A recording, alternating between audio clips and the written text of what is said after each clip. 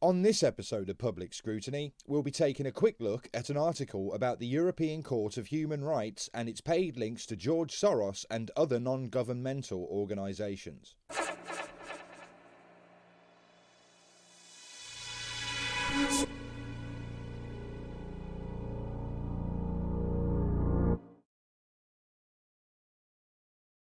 Okay, so I'll start by saying that this comes from RT. Now, I don't buy into the whole Russia bad narrative. Putin is what he is, but he doesn't portray himself as being anything else though, unlike our own politicians who pretty much carry two faces all of the time. So I don't dismiss anything out of hand from Russia or RT without checking it myself.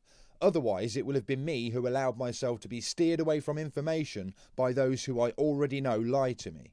That being said, a study by the European Centre for Law and Justice in Strasbourg has revealed several conflicts of interest between judges at the European Court of Human Rights and NGOs funded by George Soros. The European Centre for Law and Justice is an NGO which often appears at the court to campaign on social, family and religion-related issues.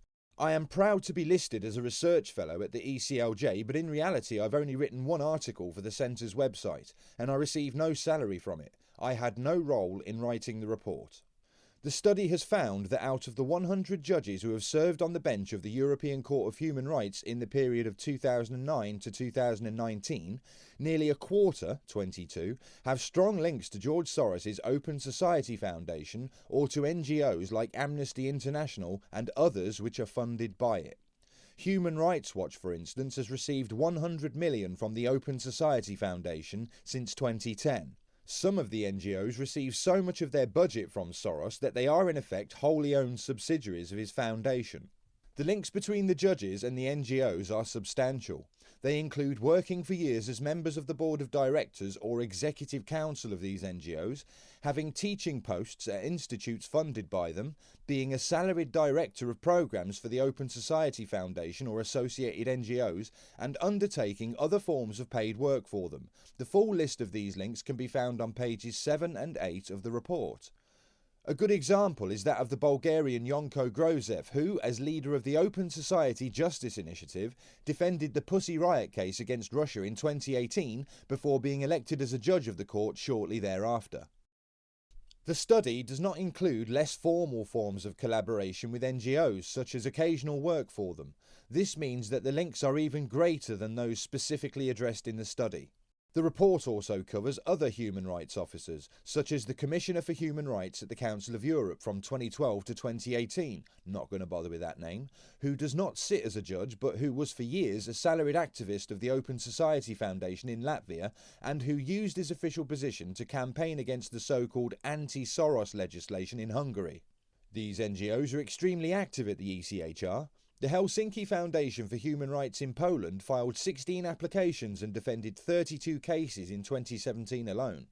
Very often, the role played by the NGOs does not appear in the court's records but has to be discovered from the NGO's own reports instead.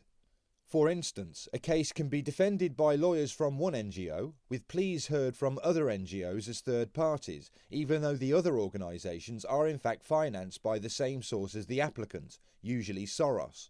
There would not be anything wrong with judges having exercised a salaried activity for an NGO prior to becoming a judge if those same organisations were not themselves active as parties who bring cases to the ECHR, either as applicants themselves, as lawyers for applicants, or as third parties giving supposedly expert advice but in reality lobbying for a cause, and if those judges did not then hear those cases.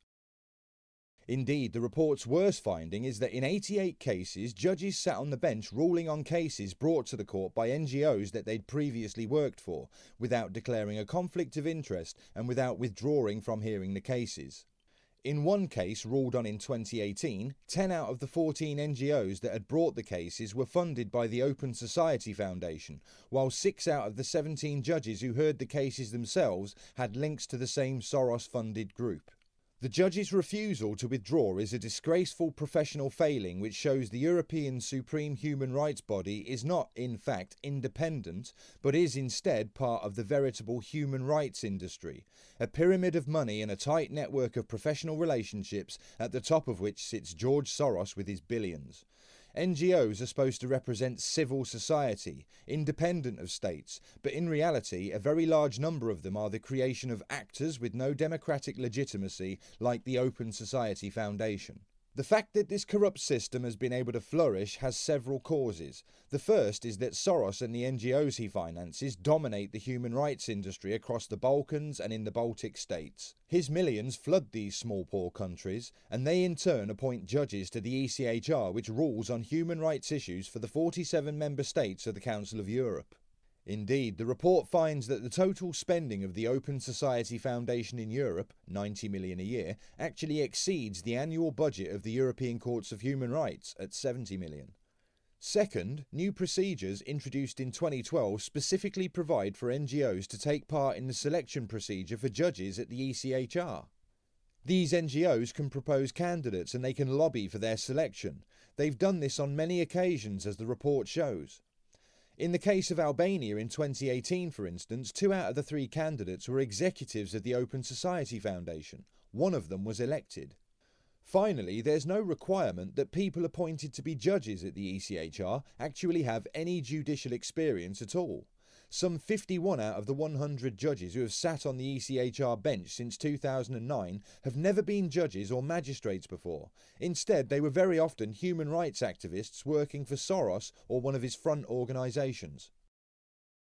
This is a structural weakness which also affects international war crimes tribunals. It means that people can wield judicial power who are not in fact trained judges, magistrates, or even necessarily lawyers, but instead political activists. In some very egregious cases, people have become judges on the benches of those tribunals without even having a law degree.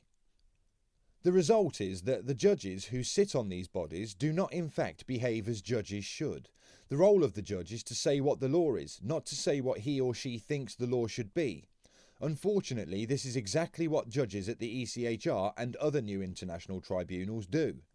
In 1978, the ECHR proclaimed that the convention was a living instrument which must be interpreted in the light of present-day conditions, and that therefore its judges had the right to read new things into the convention instead of agreeing to be bound by it. Such judicial activism is a travesty of the rule of law.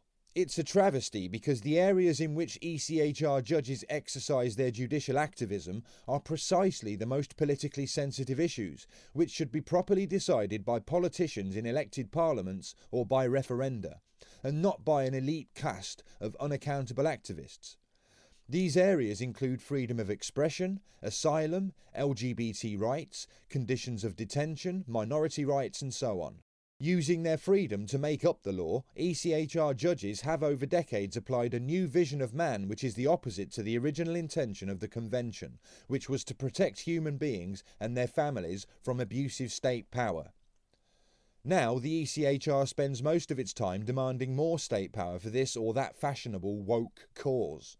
George Soros has long been attacked for the excessive political power his gigantic fortune has bought, especially in post-communist Eastern Europe. This report by the European Centre for Law and Justice is, however, one of the first occasions in which the corrupting effect of that power has been scrupulously identified and documented with respect to the supreme body charged with protecting human rights in Europe. To date, the ECHR has not denied any of the facts outlined in the report, and, to the extent that these facts cannot be denied because they came from the ECHR itself, its credibility as an independent judicial body now lies in ruins.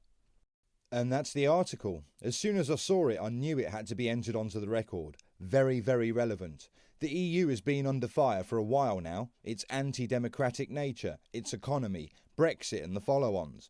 But we've not had anything that hit the EU's system of law itself. This has come out of nowhere, and it strikes right at the centre of the institution. And with that, I'll end this mini video there. If you've enjoyed it, please give it a like as it really helps. And if you want to let me know what you think of the article, do so in the comments section below. Also, if you enjoy our content, please consider subscribing. Little clicks from you are a massive thing for this channel. Until the next video, see you in a little bit.